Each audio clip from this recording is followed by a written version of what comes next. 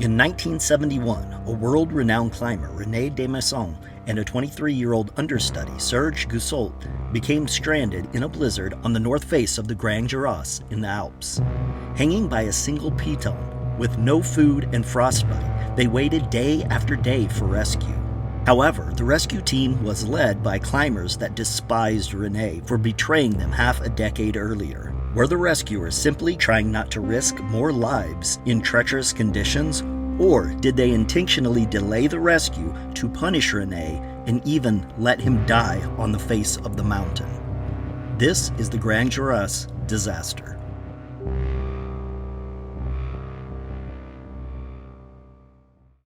The Grandes Jorasses is part of the Mont Blanc Massif and sits on the border between Haute-Savoie in France and Aosta Valley in Italy. The mountain stands at 13,806 feet in elevation with only a 2,759-foot prominence. However, the north face towers nearly 4,000 feet over the Le Chaux Glacier. This north face is one of the three great north faces of the Alps, the other two being the Eiger and the Matterhorn. Together they are known as the Trilogy. The mountain was first summited by Horace Walker and Melchior Andrade in 1868, but the north wall wasn't conquered until 1935 by Martin Myers and Rudolf Peters, then in 1938 by Riccardo Cassin, Luigi Esposito, and Ugo Tassoni, to the Walker summit by the Cassin route. Rene was very familiar with Grandes Jorasses. Rene was making a career out of first ascents. He was a French climber that in his early days accomplished many of his feats with Jean Cousy. Rene and his partner Cousy were pioneers in winter climbing, where the temperatures plummeted to negative 30 degrees Celsius. Bivouacs were attached to ice,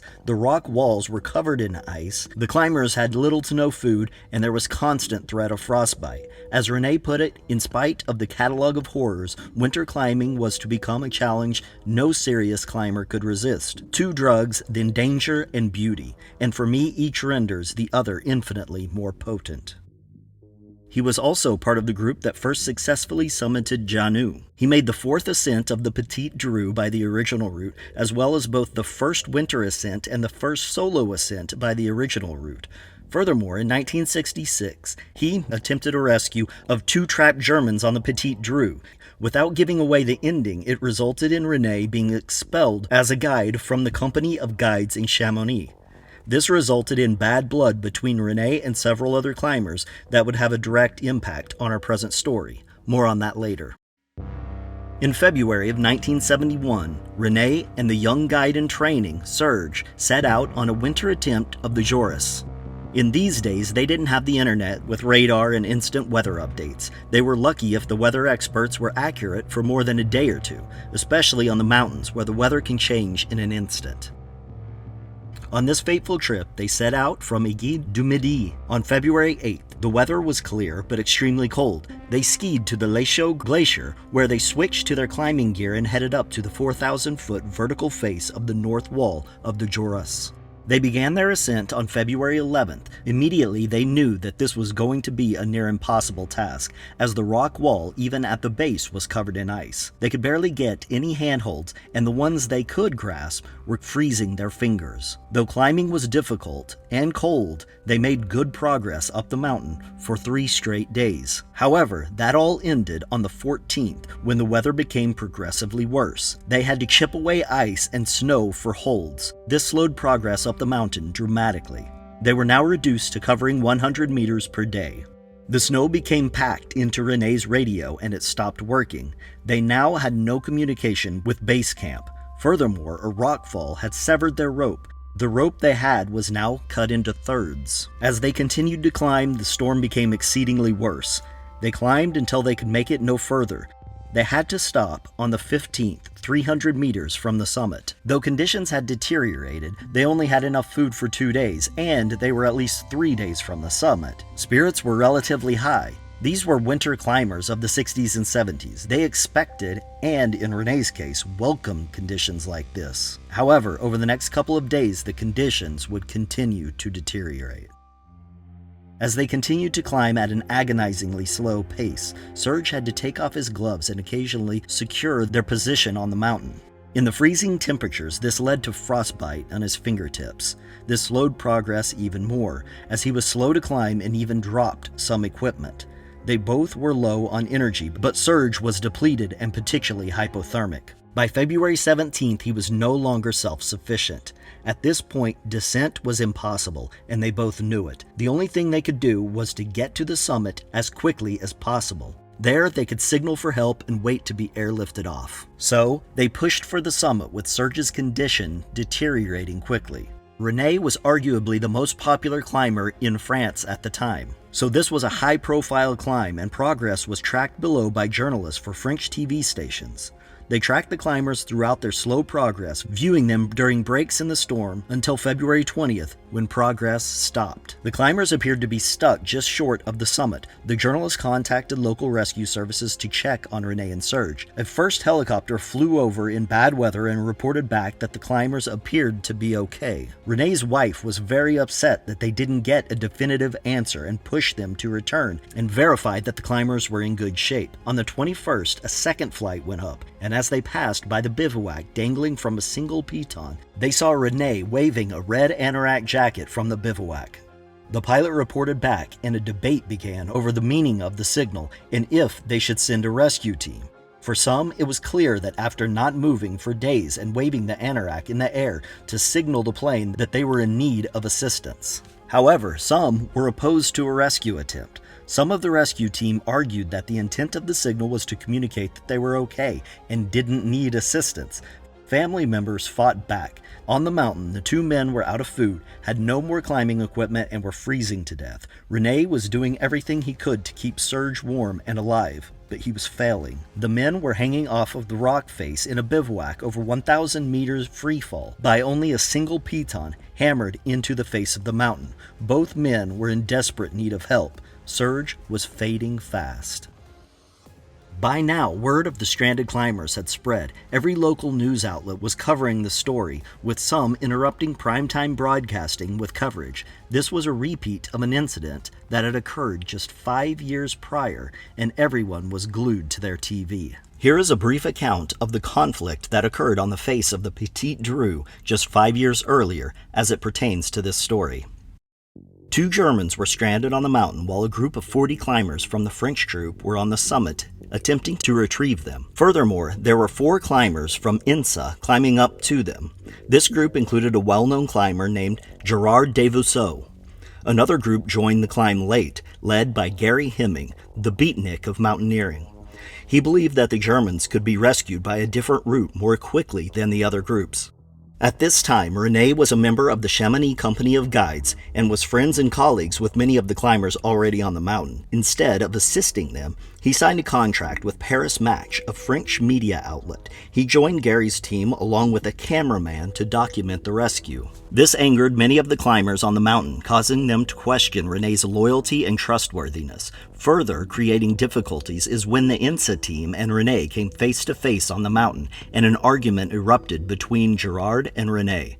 Gerard and the INSA climbers believed that Rene and his team were putting fame and money ahead of the lives of the Germans by attempting to rescue them by an extremely difficult route. After this event, Rene was fired from the Chamonix of Guides. Though this was an extremely tragic event, Rene ended up on the cover of Paris Match and became famous in the process. You can see the full story by clicking the link in the corner or on the description below.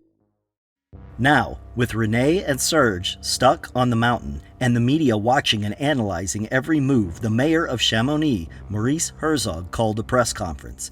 He stated that they would attempt to rescue the pair stuck on the mountain, but no risks would be taken in doing so. He also stated that it was currently too windy to make a rescue attempt. It also should be noted that Maurice Herzog was not simply a politician, but a well-established climber in his own right.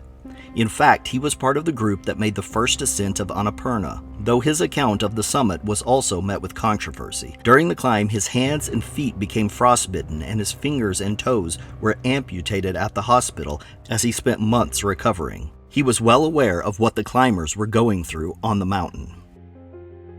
On the 25th, 4 days after Rene signaled distress with his red anorak, 2 pilots took off from Chamonix to inspect the area and to form a plan to attempt a rescue. The pilots, who were local rescue pilots and knew the area very well, said that it was impossible to drop a team on the summit as the updrafts were too strong. They had an aerospatial helicopter which was capable of dropping a winch line to the men and carrying them off, but this was also decided against as it was deemed too risky. A local government official was contacted as an independent party in the rescue attempt to try and get local National Guard to fly a helicopter over and evaluate the situation. Alain Freybolt was the pilot tasked with surveying the area. Alain had never been to this area, but was an experienced rescue pilot. He had flown several rescue missions in the high altitudes of the Écrins, so he was well versed in high mountain rescue. During the flight, Alain encountered one of the other pilots who told him that it was impossible to land in the area.